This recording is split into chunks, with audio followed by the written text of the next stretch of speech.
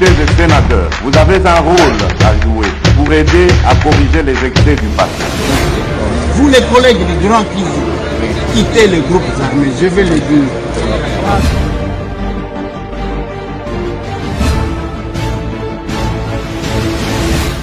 Bonjour, bonsoir mesdames et messieurs, encore une fois de plus.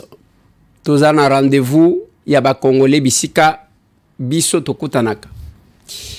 Masolo na de pité, mais entre Congolais, Biso Moko. Bisika to solo la kamakambo. Alingi to solo la mouke. Lobi na kotaki avant, na salaki émission avant, pour na ko kiti sabino mitema avant que venait Rwandais et quoi la bin. Pour ba Rwandais bazaba spécialiste na manipulation. Yango moni bande konabino mususu baza en contact na bango bazui bango na téléphone bazo lekisaka bango dans quel pays sérieux pays ya ba vieille démocratie aux États-Unis d'Amérique yo zozwaka Osama Ben Laden o lekisaka ye na micro na yo. Le manque de patriotisme ba escroc ba miibi. Je vais vous donner la situation de Kamanyola. Kamanyola a été récupéré. On avance vers Bukavu. 17 km. On est à 17 km. On a habité ce qui a combien? Nakavumu. Masolona de Pité. Masolona de Pité. La Monisco humilié. Bazuye Boy. Nagoma. Bazo Botolaye Mandouki en plein jour.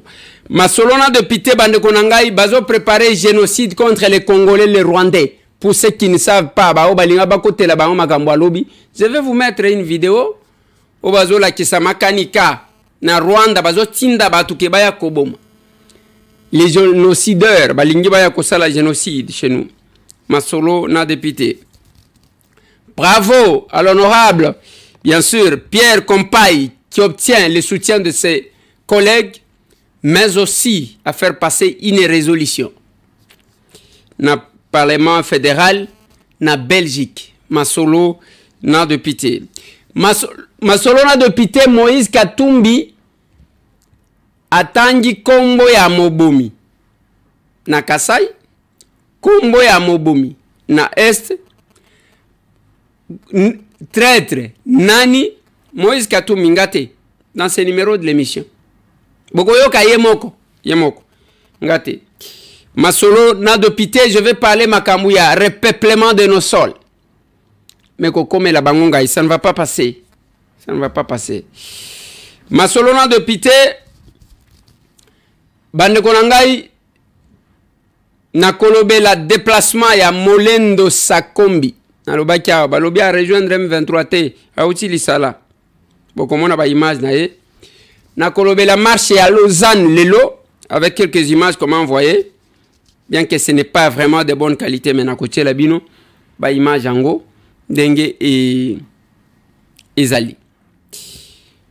Bande konanga na lingi to solo la, bope sanga mo attend. Et lo konga na zoe bisaka bino, soki o lingi kobunga, kende kolanda babungi, okobunga na bango elongo. Soki ozana mutema na yo ata muke, na mboka na yo. Landaka biso ao. Je ne suis pas égoïste, mais je sais ce que je dis. Landaka biso awa. Po nangonga oto zali. Toyebani na ndenge to vandaka. Le masque sont tombés. Soki otali Congolais nyonso ya makila. Je commence par mukolo bazwa kigoma. Mutu aliaki azate. Mutu amelaki pe azate. Mutu azwaki pongi azate. Mukolo wana parce que makila e gangaki. Pour tous les Congolais. Mende mukolo pe toyebaki ba Rwandais bayabe infiltra biso. Vous avez vu les gens faire des émissions. Batubozaki kokanisa que ce sont vos frères congolais. Bazabande konabino ya basi ya ba congolaise. Nzokande ba infiltré donc batu ba somba les marchandises biloko. Naibisa kabatu eloko moko. Ngai naza élu à Kinshasa la capitale. Ah, doublement élu. à la députation nationale, à la députation provinciale, meilleur élu Yangaliema et Zalingay, les villageois de la République. Je pouvais me taire et faire semblant. Et si vous voyez mes prestations à l'Assemblée nationale, je crois que la régie va nous mettre un autre élément. Vous allez sentir comment nous défendons. Il y a même problème, dans le mandat passé. Balobana ke yo linga kolakisa ke yonde olinyimbo ka koleka oui na linyimbo ka koleka bino. Po moko likamwai azaka na comportement moko boy. Merci honorable président. Honorable président, permettez-moi de parler en lingala parce que je suis à l'aise en lingala, honorable président. Honorable président, honorable membre du bureau, estimés collègues. Boyebi, il y a peu, le président de l'Assemblée, Alobana Bisso Awa, chers collègues, quittez les groupes armés. Tout le monde a une petite blague, les collègues Nabiso Misusu Baya comme menacé président Awa. Les lots commis, wapi. Est-ce que Bozomon a dit que l'insistance, Oyo Elingi Kosalema Yake Tolobaka, est vraiment une décision ya côté Kakabande, Bisika Bande, comme Misusu Bazaliko dépendre. Combien basi bazu motion d'information ya kolobela biso o balingi balobela kaka awa pour que tobi misaka ba makam.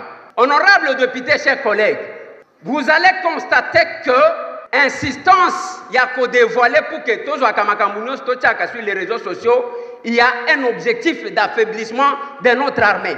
Depuis un certain temps, ngai na mitunaka banani babomaka na est. Est-ce que zabangelo bakitaka babomi bazongi lola? Bao babomaka na est. Bazali kaka awa bisika tozali awa. Et comme vous savez, chers collègues, depuis des années, ezana batuba boma na simako boma baye koza ba fonction na Kinshasa.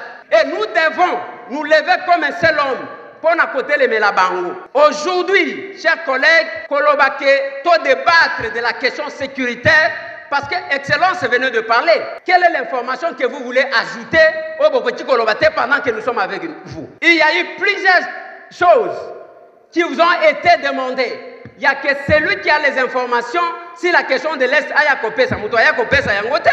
Par contre, tout le monde va venir kokanga moko na bino awa kala mingi te ba kokanga pe ba misusu awa. Mboka elengi oyo ba Rwandais bazo rêver lokola kana.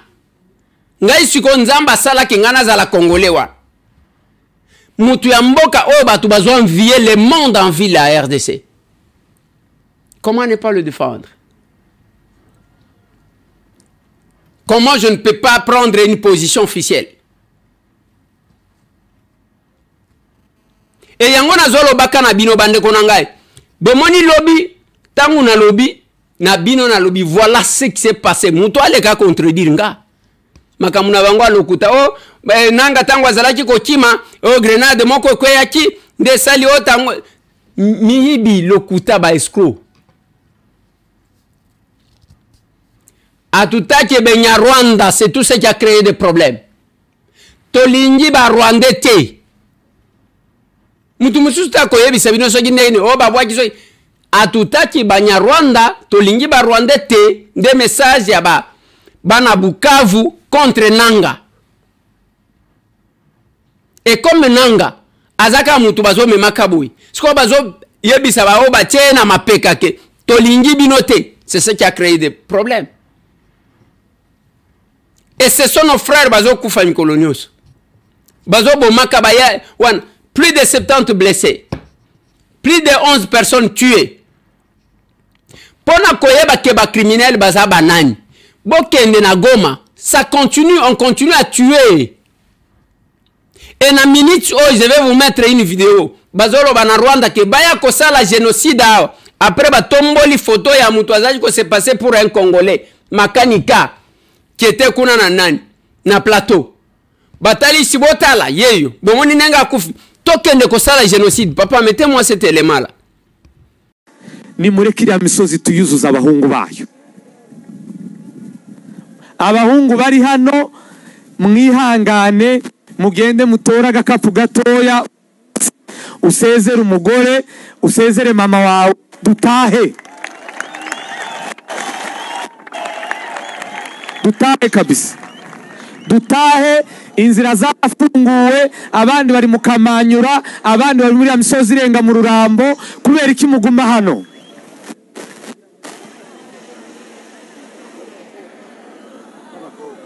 Abakobwa bakiri batoya hano, nimuze tugende.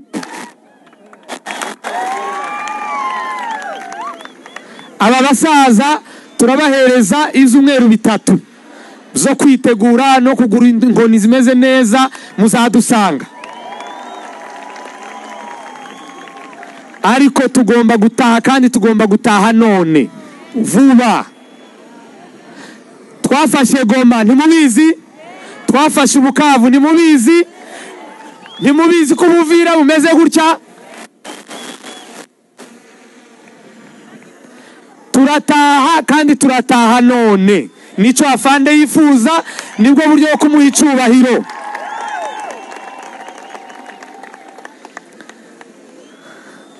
Ara abantu batabonye ifoto, nimba mwifuza ko haranezerwa, abasore tuve hano tuje inyuma ya Afande Sematama, dufatire ya misozi, tuvane buriya bucafu hari. Murabyemeye? Murakoze cyane. Bazolo bana Kanyarwanda na bango e bazo kanela baya kosala génocide.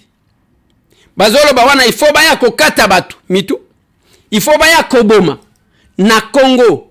Et aussi banani bazo faciliter bango bande kona biso bananga.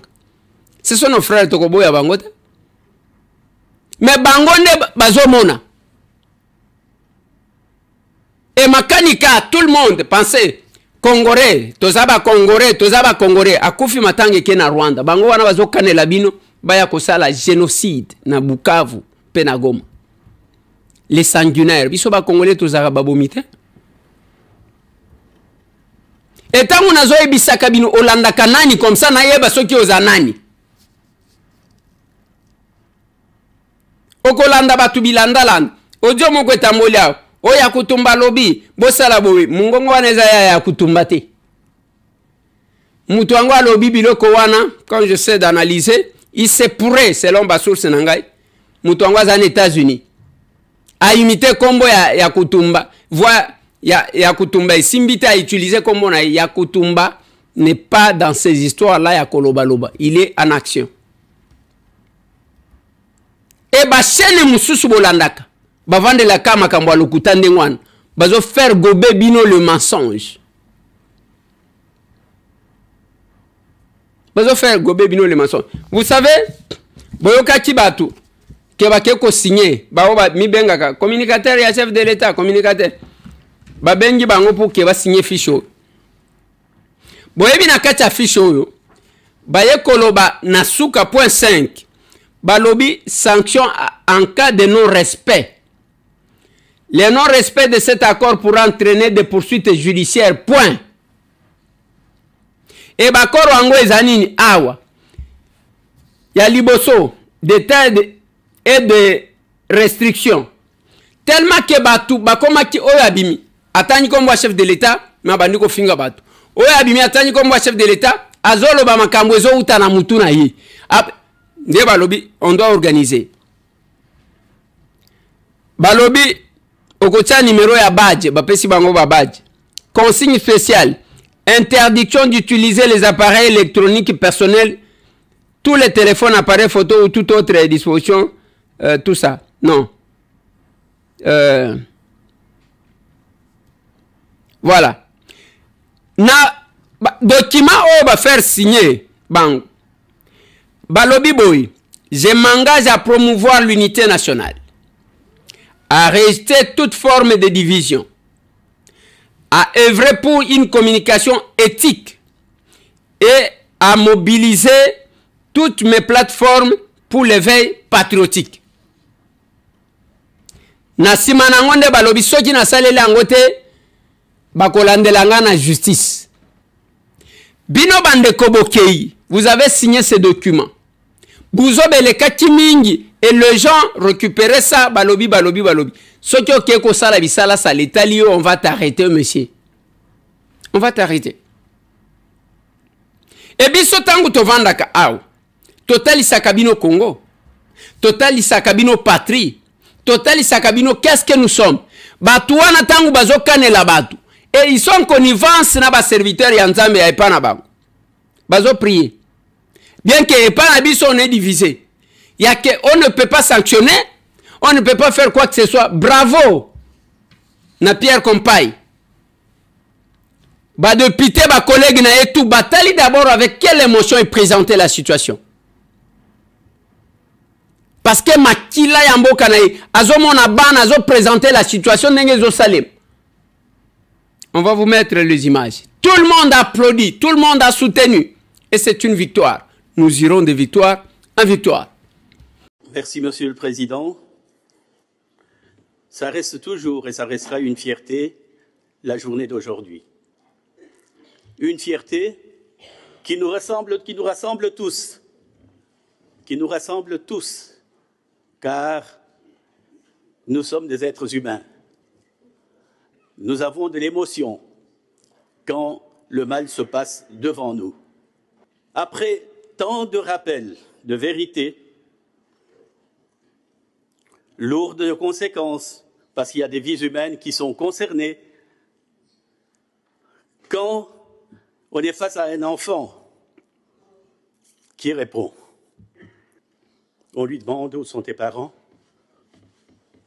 père, mère, grand frère, grande sœur, ont été tués par ce peuple qui apprend aux gens qu'il a aussi souffert. Je vois des publicités que l'on fait en soulevant les têtes coupées, mais je ne vois pas des publicités qu'on fait pour montrer des millions de gens jetés dans des trous. Aucun membre de leur famille ne sait où ils sont. Alors qu'on arrête ça. Le jour où nous effaçons des croyances dans le genre, visite Rwanda. Non, visite Congo. Nos enfants doivent aller au Congo. C'est leur pays. Tout Belge doit prendre à son enfant de connaître le Congo. Je vous dis, nous sommes un peuple généreux, en bonne conscience. Je vous dis merci, encore merci.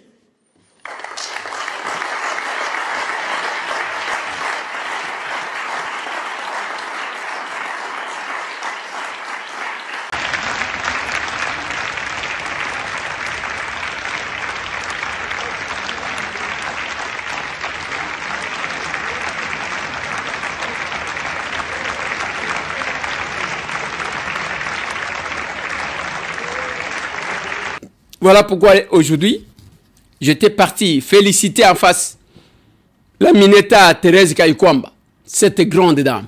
Elle est là. Mais c'est toujours un travail d'équipe. Oui.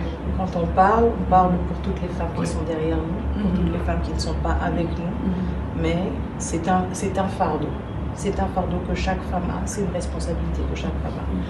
Il y a la ministre des Affaires étrangères, ou comment ça s'appelle, Secretary of State américaine, Madeleine Albright, qui a, je sais qu'elle est controversée, je sais, où elle était puisqu'elle est décédée, mais qui avait une citation que j'ai trouvée toujours pertinente.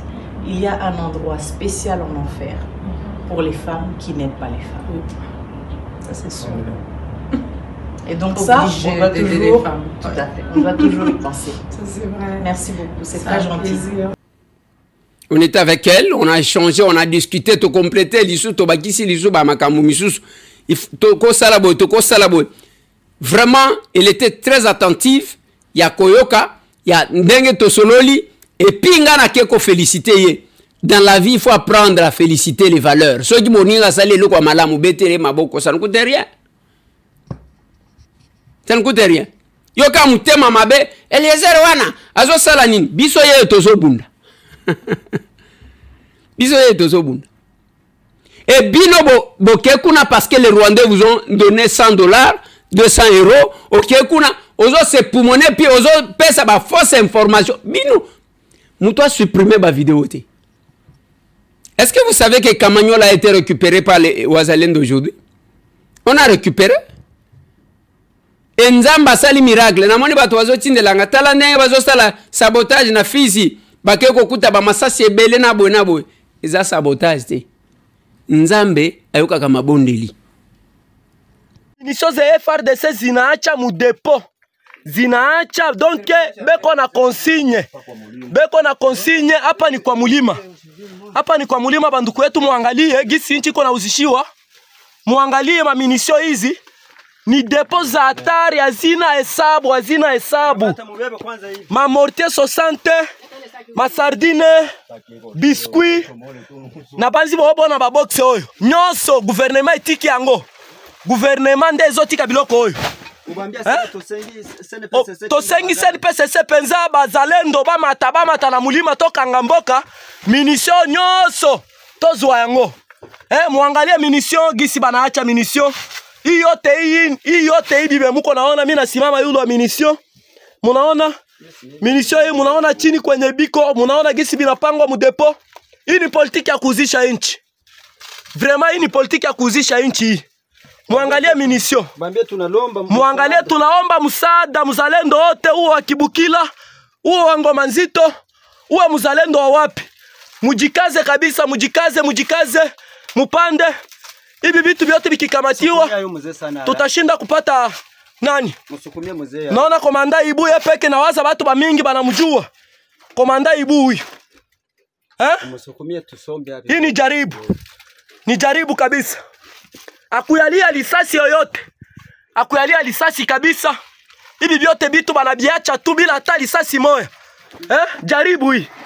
Jaribu kabisa. Angalia munition. Angalia vitu. Hii vita tutaiweza hii. Mungu wangu. Eza traizoni. Nzamba yoka kama bondeli. Ba wazalendo bazaki na posa masasi. Ba wazalendo bazaki na posa manduki. Balingi ko pesa bangote. Nde nzamba akitisi nenge bakitisa man. Na desert. E kwe itala depo. Na beti nga moko place na zalaki. Na beti maboko na lobi. Nzamba za munene. Po makambo ya masasi ya kopesa ya wazalendo. Je vous ai dit. Baya kutumba wana. Ba janvier Karairi. Ba Guidon. Ba lekisa bambula na bazamba pona ko bundela epana bango. Bango ba kokima ba okende wapi. Mais c'est quand même ridicule pour quelques officiers. Je dis quelques officiers nazolo bananyo sauté de l'armée bino bobimi babile mba bokimaka na bino kaka. Bokimaka. Siko soki ba wazalendo ba récupérer. Siko ndeba moni yo muto kima ozongi, on n'acceptera pas. Chef de l'État kotinda ba commandant mususu. Akotinda ba courager mususu. Et on doit bien sûr honorer ba bunda, surtout ba résister kina Goma. Quel que soit bisika bazali, nous devons les honorer. Et ba récupérer. Tant on a zo l'émission oyo, bazana babanda ki masasi vers pona koya vers Goma. Depuis 4 heures du matin. Bazaki na 17 km na Chivanga, 17 km à Kavumu. Et je vous ai dit batouana d'abord bazana effectif te bazana batouté. Bao bazoluka ko recruter pour que batinda bango. Balingi ko batinda bango. Bande ko na biso wana na ebike dès que batindi bango makile ko ganga bako balukela bango. Ne vous en faites pas, Dieu est capable d'utiliser l'arme de l'ennemi.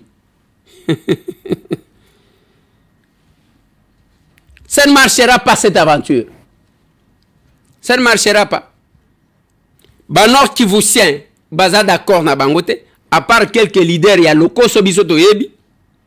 Basud qui vous tient, baza d'accord na bangote, à part quelques leaders, il y a loko so, oh ba ki pakate ba vivakande na discours wana ya ke batu bazo kufa bango bazo se retrouver. Oh bisoto yebi. Mais sinon la population est à tout à qui banya Rwanda nde ya webetisa kibani. Ebo misi batulobi. Balingi ba wangana to tsheli bango soldat bo zone selanga image wa. Azo fongo la grenade, azo bwaka wana za FARDC. O FARDC wapi? FARDC bazana kacha Goma te. Bazana kacha Goma te. Bino nde bozo contrôler. Bokenda iboko te ibatu na banda ku bobomi batu akobom. Nde organiser que o bakubwa beko na kuya pour montrer la popularité. Vous avez imposé la présence aux gens. Tangu balobi na bino atutake Banyarwanda ndekanda yango wana. Les gens qui ne se cachent pas, depuis qu'ils sont là, balobi mo, biso Kanyarwanda, ils sont officiels. Et puis tangu bazoloba, oh Félix n'aime toi abomi. Papa, tchelanga Moïse. Moïse qui a trahi Kabila. Il a trahi le peuple congolais. Il a tué à l'est du Congo, à Beni et dans le deux Kasaï, l'insécurité qui règne aujourd'hui. Moi, je ne voulais pas rester avec l'incarnation du mal. C'est pourquoi j'ai quitté Kabila. Moïse, qui a tué? Si lui peut se comparer au Christ, je demande à la population congolaise de nous juger. Pour moi, les Judas, c'est Kabila. Mais vous... Vous avez quitté? En 2018, il a trahi la constitution congolaise. Il a trahi le peuple congolais. Il a tué à l'est du Congo, à Beni et dans le deux Kasaï, l'insécurité qui règne aujourd'hui. Moi, je ne voulais pas rester avec l'incarnation du mal. C'est pourquoi j'ai quitté Kabila. Si lui peut se comparer au Christ, je demande à la population congolaise de nous juger. Pour moi, les Judas, c'est Kabila. Mais vous... Il a tué où? Il a tué à l'est du Congo, à Beni. Ah, il a encore tué où? Et dans le deux Kasaï, l'insécurité qui règne aujourd'hui. Moi, je ne voulais pas rester avec l'incarnation du mal. C'est qui son nom? C'est pourquoi j'ai quitté Kabila. Si lui peut se comparer au Christ, je demande à la population congolaise de nous juger. Pour moi, les Judas, c'est Kabila. Mais vous... Voilà.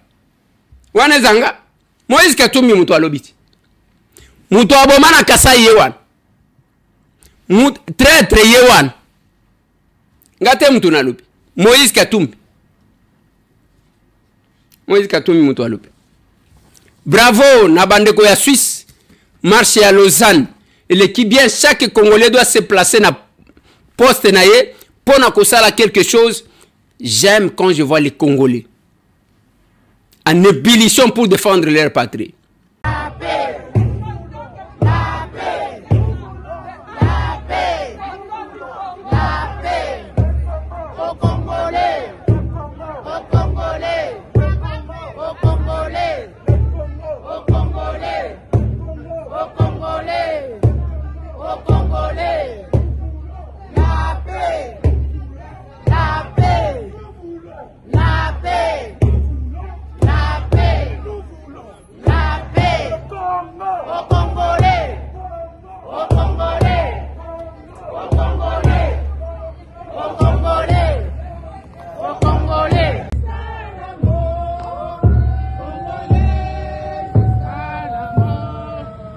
Je serai Congolais jusqu'à la mort.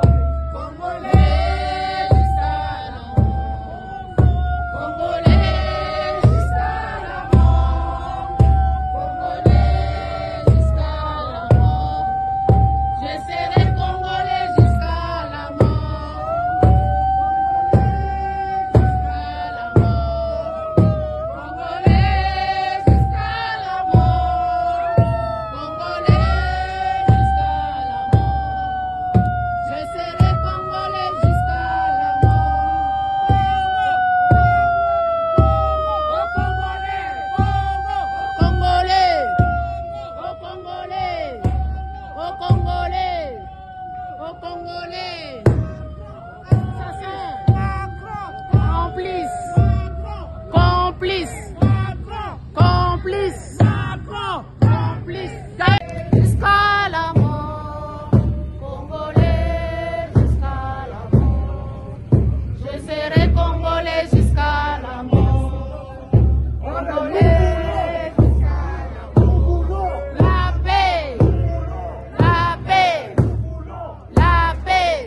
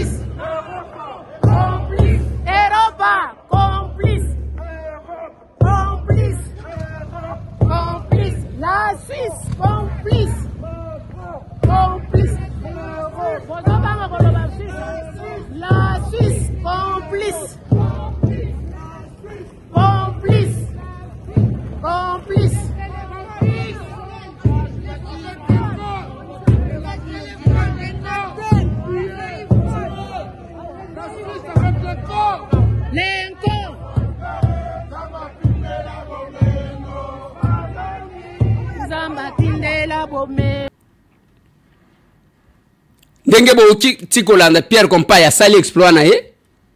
Lydia Moutsebele, je le dis tout le temps ici. Pierre Compaye wana baza na parti à les engager avec Gladys Kazadi. Et chaque Congolais place Azali Moutou à cause de la tranquille azate. Et les Congolais ne partagent pas Babiloko ya Barwandais nenge bazo te biso tozalia. Et on a le baki na bino bote kelanga stress, traumatisme, souci, haute tension te kelanga. Je vous assure encore une fois de plus que nous allons gagner. Tokolonga une fois pour toutes. Ça va rester dans l'histoire. Oki bangone ba tozo banga sanction te, tozo banga te biso toko défendre mboka na biso nana ke pa na bi. Et les FDLR wana bozolo bele basi bataka Rwanda combien de fois? Chaque aventure a sa fin. Bato Luxembourg ba blokaki et puis ba komi ko ba linyi ba système biso na mongo to na posa mongo na binota. Faites exécuter les sanctions. Sanctions de il faut esalema. Rwanda isolé, tokotala makasi na ye place à kosala. Minere ya muyibi bloqué, bakosomba ete. O génocide ateka kababoni ke ye moko bangonde babomana. Batu ba viva kaka na mbongo wa kosenga. Et puis bino pe bolingi bo ye sangai ke soki zanenge. Allez, joyeux anniversaire à toi capable diengo kiwi. Capable diengo kiwi. Ce monsieur-là, Mwana Kwilu, joyeux anniversaire à toi, cher ami. Toujours fier de t'avoir connu. Je ne regrette jamais de t'avoir connu. Pour notre parcours,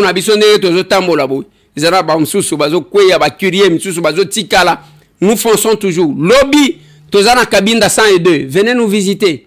Lobby samedi, Tozaka un échange patriotique de 9h à midi. Nous sommes dans la commune de Kinshasa, Kabinda Kasavubu, Tokutanawan. Là, on parle patrie. Tozaka Makamute, Sogianente, Kuna Tozolo Belande Congo. On parle Congo.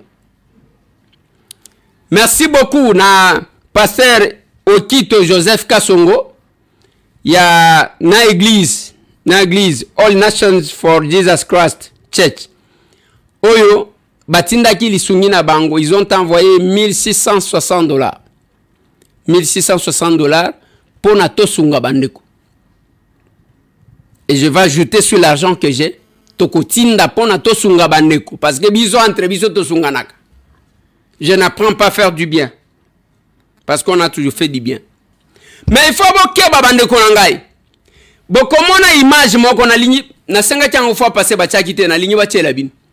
Bokomona bazome mabatuke ba réfugiés congolais ngo bango tozozongisa bango pendant 7 ans. Et bah mobiliser tous les médias internationaux bah yako filmer.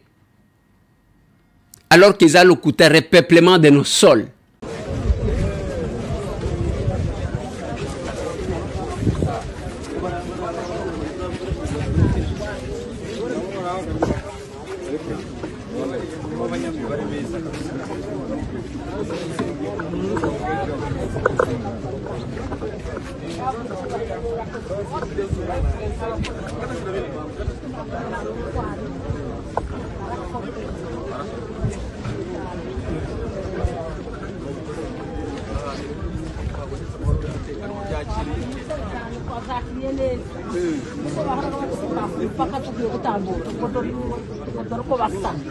Gusaba nabona abakongomani kandi twabuke sogokuru ndasaza haba na data arahapfira ari umusaza w'imyaka 100 none ubugubu jewe yari mukuru wanje nabagiye kugera nk'imyaka 80 yari ari muri Kongo naje ko mu baherezi saziye muri Kongo n'abana banje baba muri Kongo benshi babagoma abandi bari hano wari warahunze oya sinyari yarahuze wabagaye nari nyazindutse gusa wabagaye nari Kigali urishimye ndishimye cyane wishimiye iki nishimiye gutaha neza no kubona abakongomani twese muruze dusutse tumeze neza twese hanyuma intambara ya M23 na guverinoma ya Kongo urayifata nifashe kuko ari byiza kuko birukanye bari abaduye bagese badutoteza buri munsi mwatuzizaga cyane abatuzizaga cyane badutotezaga gute abantu bishwaga umusirikare wa Kongo bakamuziza kwasa kandi nawe ari umusirikare nguyu nguyu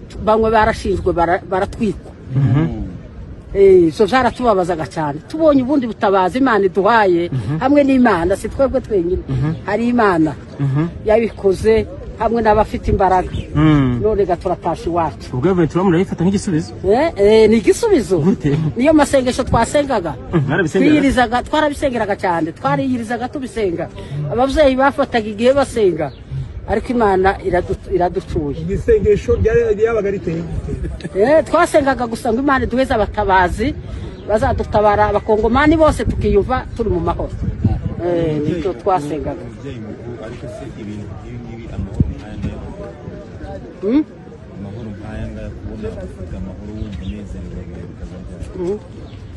nabiherukaga kera cyane jewe mfite imyaka 65. urakoze cyane mama.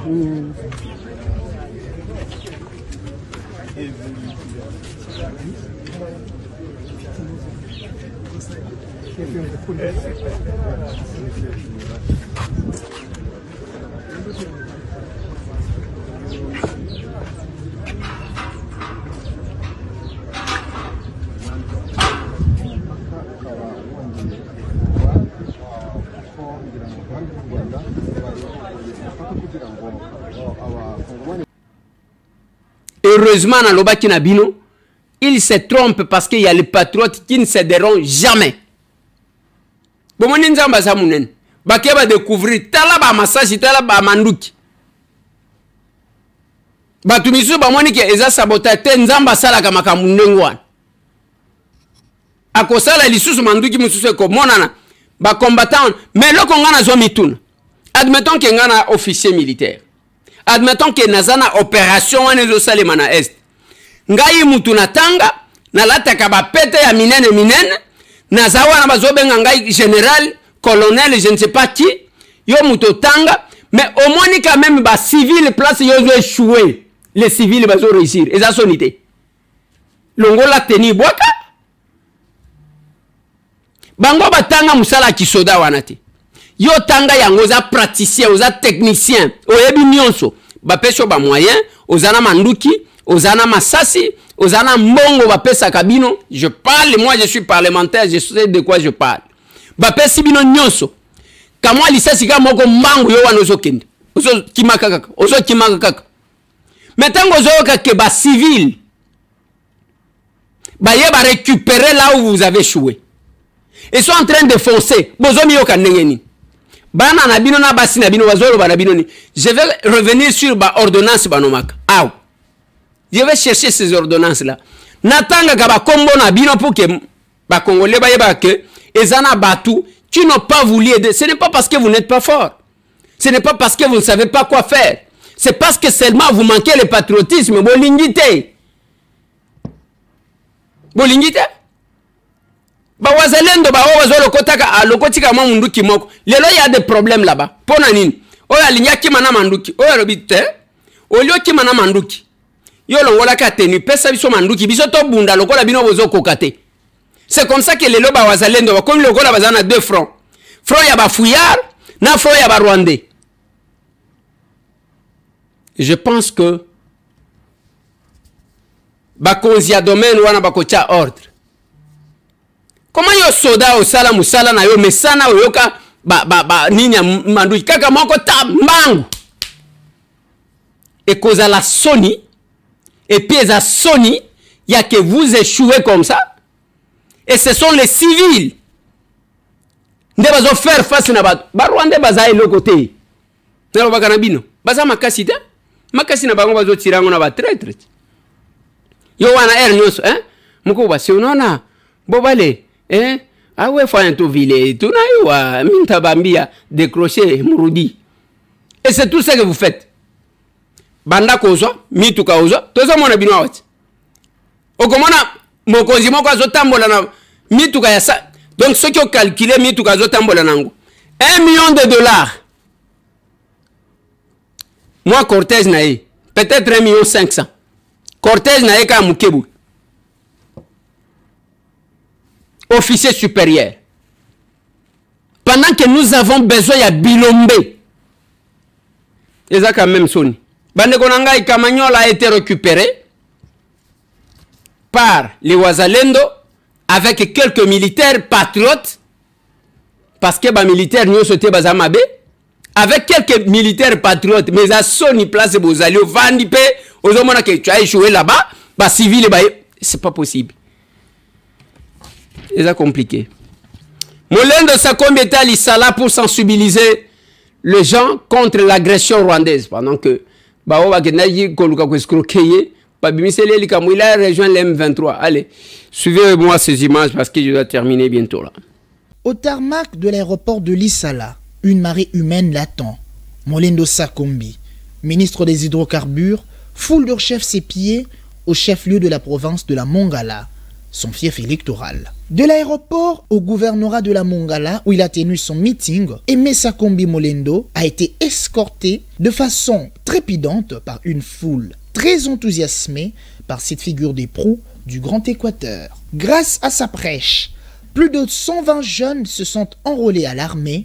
Sakombi Molendo, dans un franc-parler, a décliné l'importance de défendre bec et ongle la patrie. Batata, bamama, bilenge, vote la biso, vote l'isusu, l'isala oye. Na bino, 1 minute de silence pour tous les morts qui a eu au bazar qui massacrés par la mer rwandaise.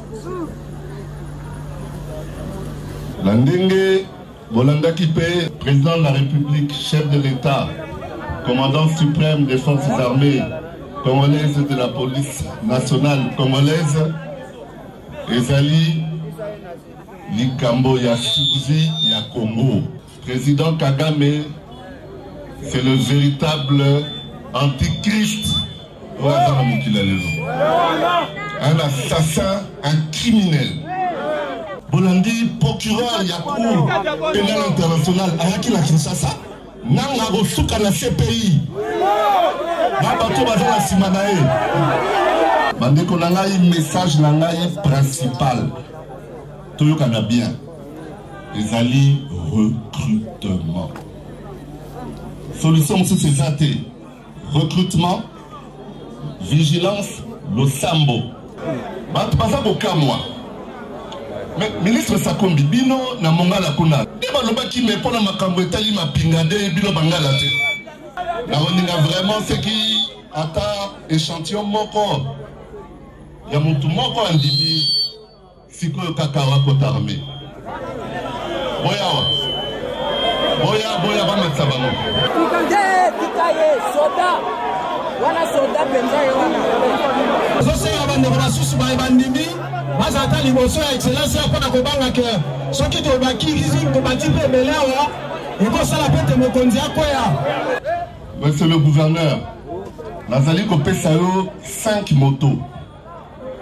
Ba moto wana fo bata recrutement ba kota ti na ba village.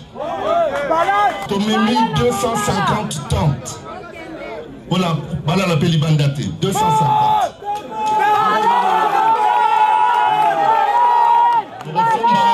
Qui a l'eau sur la bomba, on va dessous. On a ma condition à Bango et ça l'a déjà normal. Formation pour la défendre la République démocratique du Congo. La République démocratique du Congo peut encore compter sur ses dignes fils. C'est ce que nous fait comprendre la détermination du ministre des Hydrocarbures, Aimé Sakombi Molendo. Voilà. C'est ça, c'était hier que Molendo Sakombi est allé sensibiliser. Chacun doit sensibiliser. Batu ya kwenaye. Ngayelo kwa malamu saliangu na komisio. Ya mabo sali ata soki ozanani na kotala yo na koloba wanati. Wanati tuna batu balobaka. Eliezer, wana c'est un électron libre. Oui. Entre yo na mabele nga na kopona mabele na otika yo. Ba principe na biso yango. Bandeko nanga na zo suki se wana pona lelo. Je dis encore merci na pasteur Joseph Okito Kasongo. Il y a église All Nations for Jesus Christ Church. lisungi na bino ekomi malamu soki ope oza na posa kosunga bato soki oza na posa koparticipe na makambo ya kosunga oyo okoki kobenga biso na numero oyo tozopesa bino plus 243 800 plus 243 891 515 061 plus 243 891 515 061 obengi wana tokopesa yo ba coordonnées tokopesa yo nzela nino kotinda tosunga bandeko na biso biso tosunga na kana biso l'évangile que nous prêchons à l'action commune pour la République eza yango wana le pouvoir de l'amour et non l'amour du pouvoir. Voilà bandeko na ngai na sukisi wana pona lelo chers communicateurs, j'insiste encore une fois de plus. Ba mikanda bo signé ce qui ont dérapé au kosi batikala jamais économie yo mi bambi qualité ya lokuta pona okende kosala buzoba na yo pona babenga yo basenga mbungu osenga mbungu bakanga yo.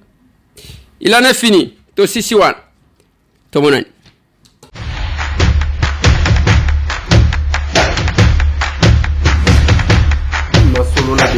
Honorables députés et sénateurs, vous avez un rôle à jouer pour aider à corriger les excès du passé. Vous les collègues du Grand Kivu, quittez les groupes armés, je vais le dire.